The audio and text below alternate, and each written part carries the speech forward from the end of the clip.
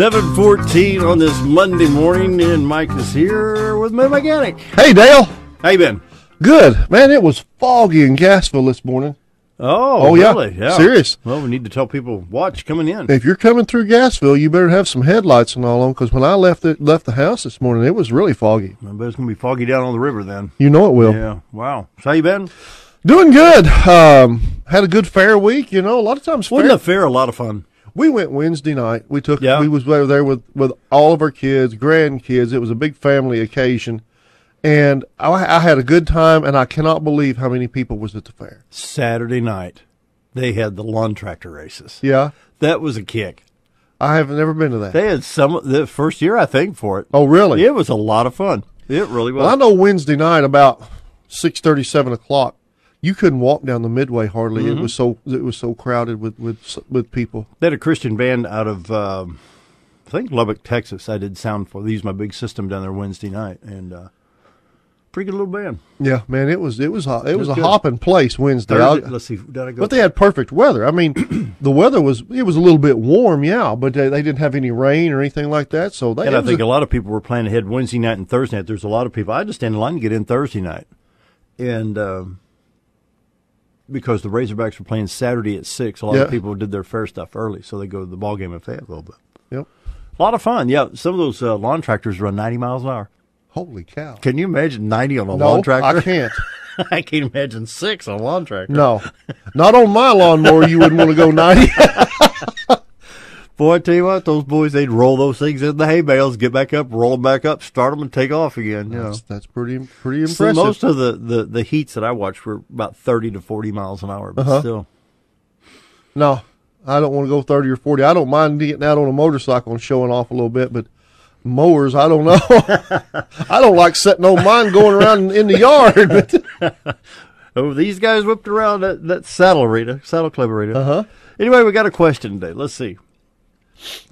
I was told the trans fluid in my '03 Camry should be changed. I checked it myself, and it is dark brown in color. We're around 87,000 miles. Should I get it done? And do you do that? Yes, we do. We change transmission fluid on most vehicles. The vast majority of vehicles we change the fluid on. If you're checking that fluid, transmission fluid is a nice red color.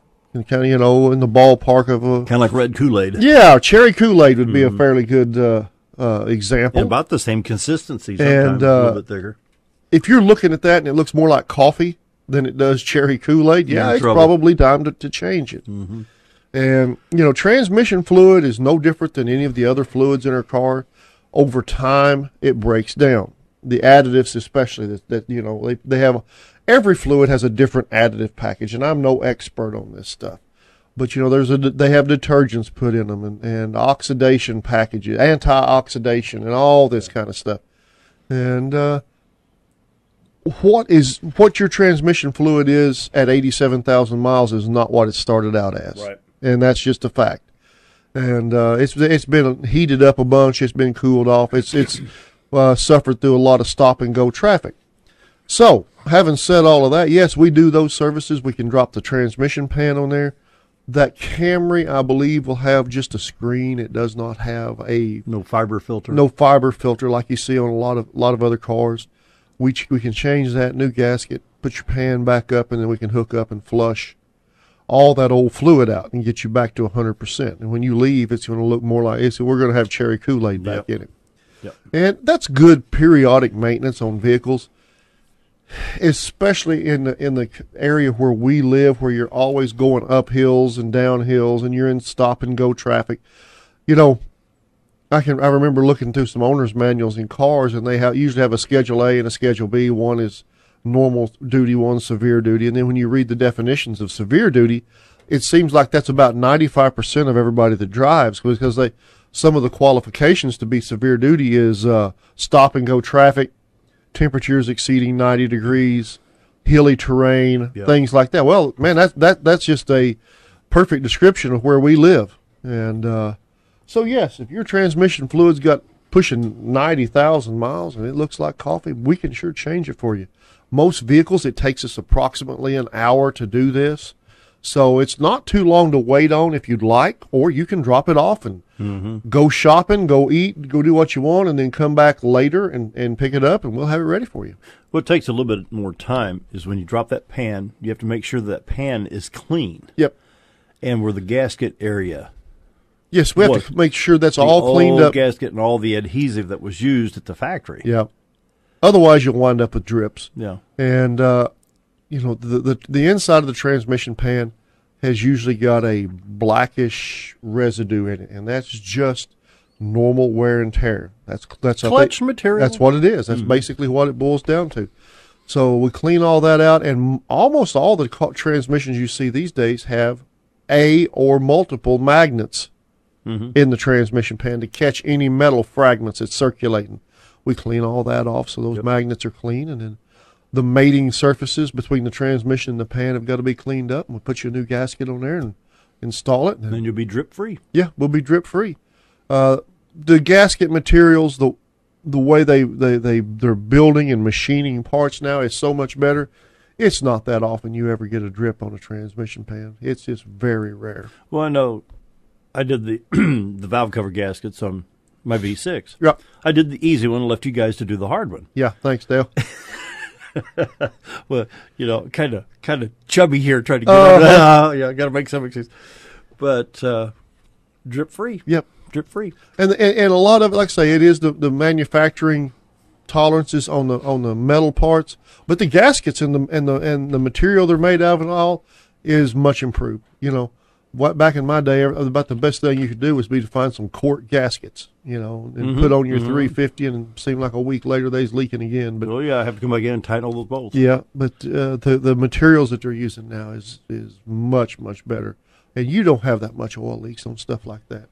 Even some of the Hondas use an oil pan gasket that's not much more than an O-ring fitting in a groove of the pan. Yep. It's a round gasket that it's a groove to groove, kind of an interlock. Many of the valve covers are that way now. Are they? Yeah.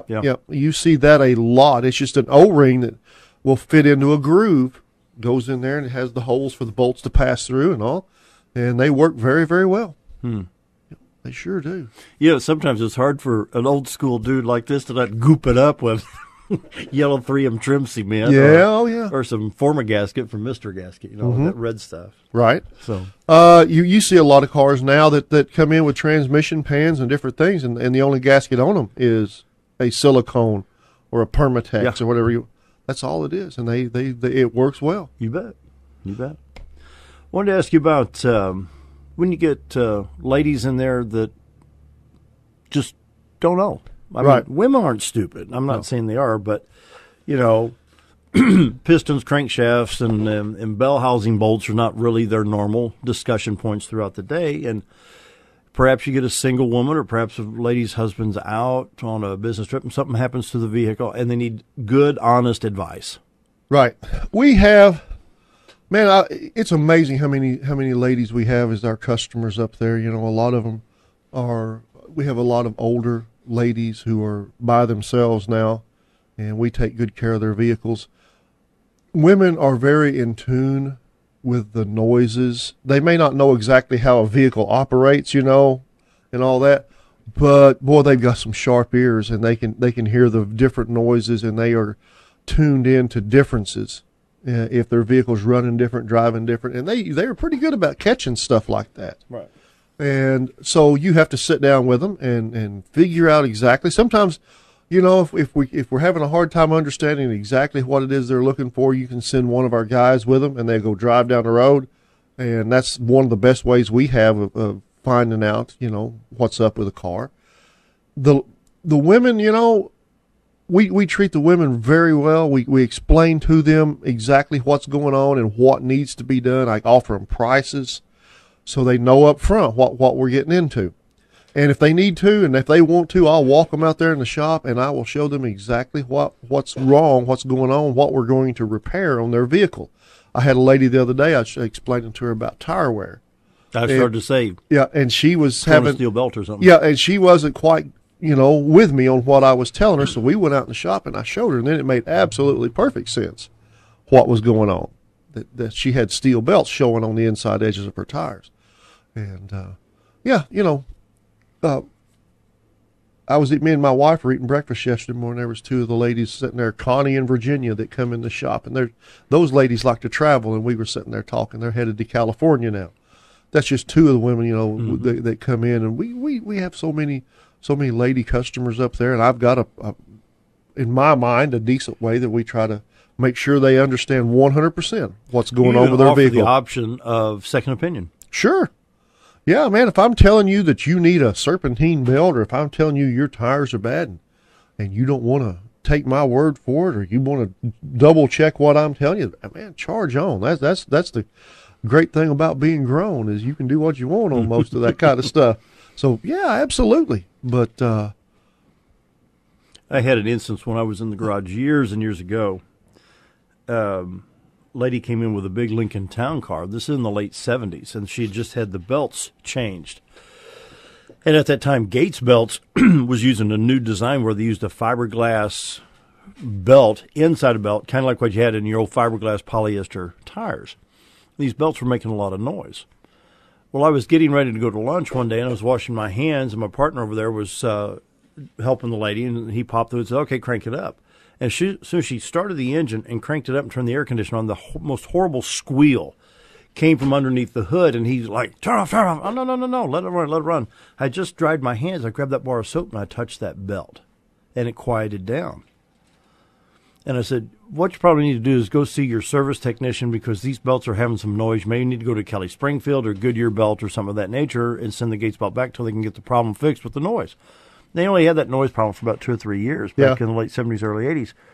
Closed the hood, and she went on her way, and he says, you could have charged her $400 for that, and she wouldn't have known the difference. I said, well, at least I sleep at night. Yeah, exactly. I have made the statement before that we've got plenty of cars that need service work, repair work, maintenance done in this area, that you can make a living being 100% honest with people on these things. You don't have to try to stick it to anybody or any of those things. You can deal honestly with people, and if you do that and you do a good job at a fair price, you'll stay busy. Mm-hmm. And we've been doing that since 1984. Yeah. And so the formula we have is working for most of the people. Most everybody seems to be happy with what we do.